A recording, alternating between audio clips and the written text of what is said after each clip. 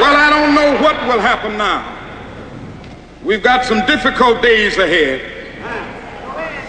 But it really doesn't matter with me now, because I've been to the mountaintop. I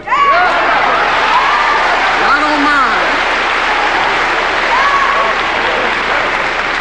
Like anybody, I would like to live a long life. Longevity has its place.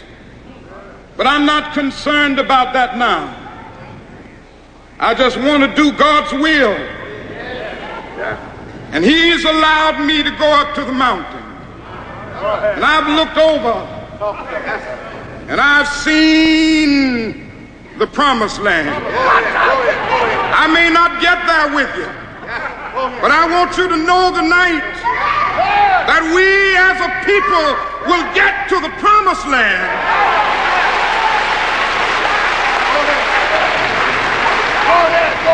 So I'm happy tonight. I'm not worried about anything. I'm not fearing any man. Mine eyes have seen the glory of the coming of the Lord.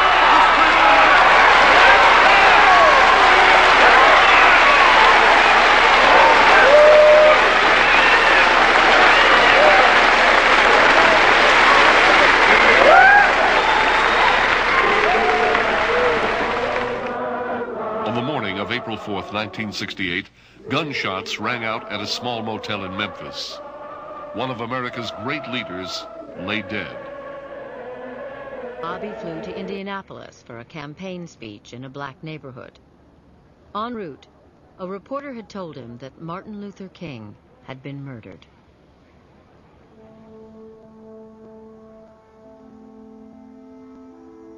We were trying to pull together people for a mass rally for Bobby Kennedy. But there was some people saying that evening that maybe he shouldn't come because maybe there would be violence. The police thought it was dangerous. They didn't want us to go in there, but he went. I scribbled something on a piece of paper because I knew he'd want to say something, but he had figured out what he was going to say. He had written it himself. We brought them the news that Martin Luther King had been shot. I have some very sad news for all of you, and I think sad news for all of our fellow citizens and people who love peace all over the world.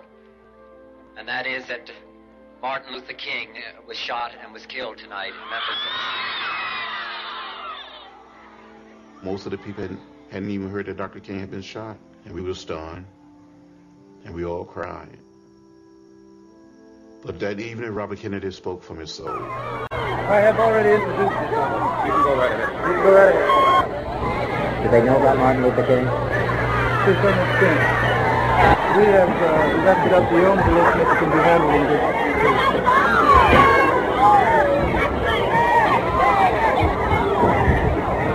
Ladies and gentlemen, I'm only going to talk to you just for a minute or so this evening because I have some very sad news for all of you. Could you lower those signs, please? I have some very sad news for all of you, and I think sad news for all of our fellow citizens and people who love peace all over the world. And that is that Martin Luther King was shot and was killed tonight in Memphis, Tennessee.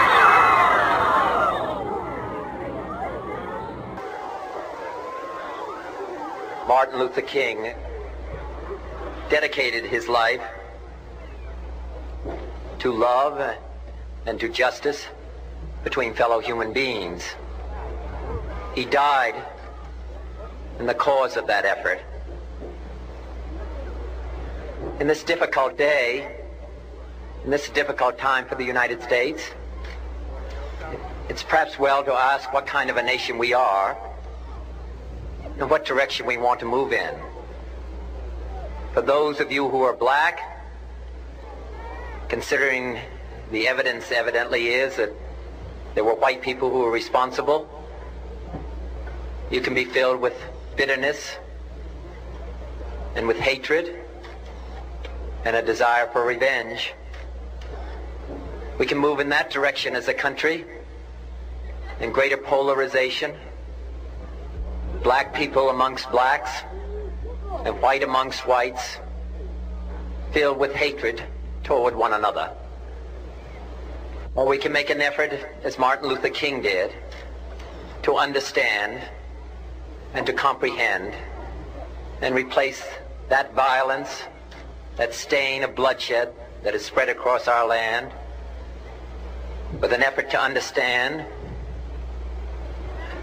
compassion, and love. For those of you who are black and are tempted to be filled with hatred and mistrust of the injustice of such an act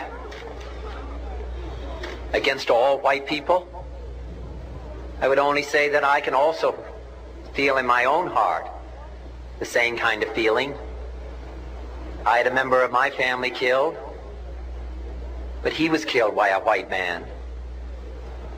But we have to make an effort in the United States. We have to make an effort to understand, to get beyond or go beyond these rather difficult times. My favorite poem, my favorite poet was Aeschylus. He once wrote,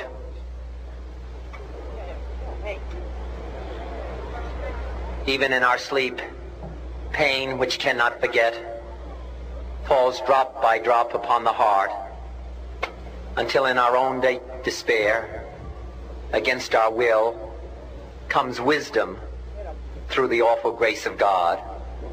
What we need in the United States is not division. What we need in the United States is not hatred. What we need in the United States is not violence and lawlessness, but is love and wisdom and compassion toward one another, feeling of justice toward those who still suffer within our country, whether they be white or whether they be black.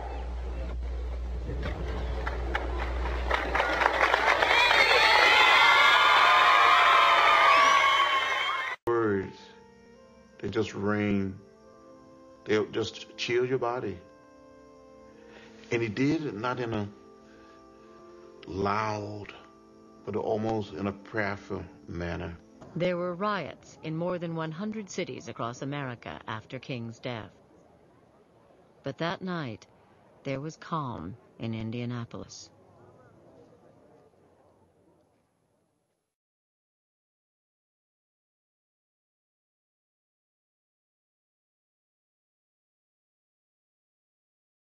In the early morning hours of June 5, 1968, New York Senator and presidential candidate Robert Kennedy was shot and mortally wounded as he left a rally at the Ambassador Hotel in Los Angeles.